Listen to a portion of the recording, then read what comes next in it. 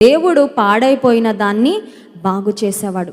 The devil, Satan is a destroyer, but God is a constructor. అపవాది మంచిగా ఉన్నదాన్ని పాడు చేస్తాడు, చెడగొట్టేవాడు, నాశనం చేసేవాడు, ఈ భూమి మీద నాశనములు కలుగు చేసేవాడని దేవుని గ్రంథంలో వ్రాయబడింది. కానీ దేవుడు పాడైపోయిన వాటిని, బాగలేని వాటిని బాగు చేసేవాడు. నీ గుండె చెదిరిపోయిన స్థితిలో ఉన్నావేమో, నాకేంటండి నా హార్ట్ బీట్ బాగానే ఉంది, పల్స్ ఆక్సిమీటర్లో చూసుకుంటే నా సాచురేషన్ కూడా బాగానే ఉంది, అంతా బాగానే ఉంది అనుకుంటున్నారేమో.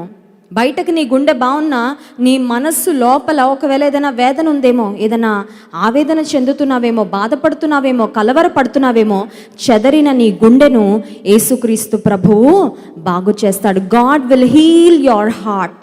దేవుని దగ్గర ఏమైనా ఆయింట్మెంట్ ఉంటుందా అండి?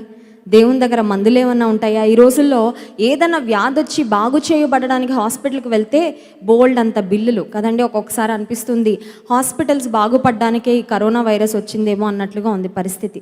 అందరు డాక్టర్స్ అలా ఉన్నారని నేను చెప్పడం లేదు. చాలామంది అద్భుతమైన సర్వీసెస్ అందిస్తున్నారు. వారి ప్రాణాలకు కూడా అడ్డుపెట్టి చాలా రిస్క్ తీసుకొని డాక్టర్స్ కోవిడ్ పేషెంట్స్ని ఎంతో చక్కగా చూస్తున్నారు.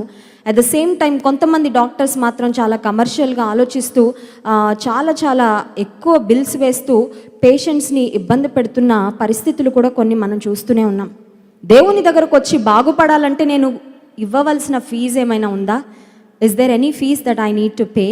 నేను మరి అప్లికేషన్ ఏమైనా పెట్టుకోవాలా?